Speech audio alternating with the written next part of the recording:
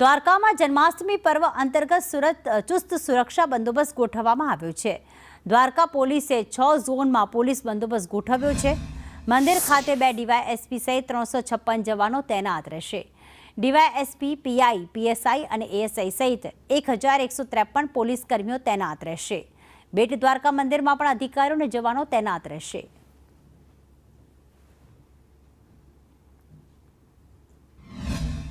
આખા રાજ્યમાંથી અને આખા ભારત દેશમાંથી લોકો દ્વારકાધીશ મંદિરની મુલાકાત માટે આવતા હોય છે અને ભગવાનના જે જન્માષ્ટમીના ઉપલક્ષમાં લોકો દર્શન માટે પણ આવતા હોય છે। એ તમામ પ્રકારની વ્યવસ્થાઓને 2 દિવસ પહેલાં આખરી ઓપ આપવામાં આવેલો છે।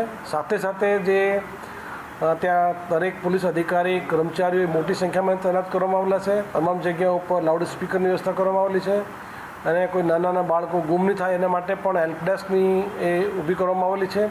સાથે સાથે જે દરેક જગ્યા ઉપર પોલીસના અધિકારી કર્મચારીઓ વોકી ટોકી સાથે તૈનાત કરવામાં આવેલા છે અને તમામ લોકોને જે કોઈપણ પ્રકારની શંકાસ્પદ ગતિવિધિ હોય એના પર વોચ રાખવા માટે આખા દ્વારકાધીશ પરિસરમાં સીસીટીવી કેમેરાથી પણ નિગરાની